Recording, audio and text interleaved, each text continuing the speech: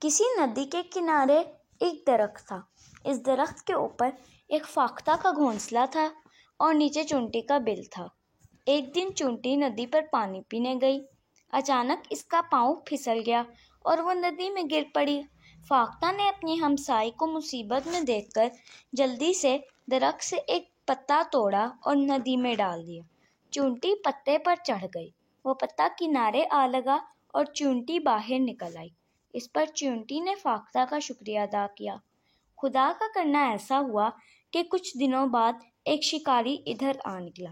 اس نے فاختہ پر نشانہ باندھا ہی تھا کہ چونٹی نے اس کے پاؤں پر اس قدر زور سے کاٹا کہ وہ درد سے بلبلا اٹھا اور اس کا نشانہ خطا ہو گیا۔ اس طرح فاختہ کی جان بچ گئی اور چونٹی نے بھی اپنے احسان کا بدلہ چکا دیا۔ تو دوستو، اس کہانی سے ہمیں سبق ملتا ہے کہ بھلا کا بدلہ بھلا ہے۔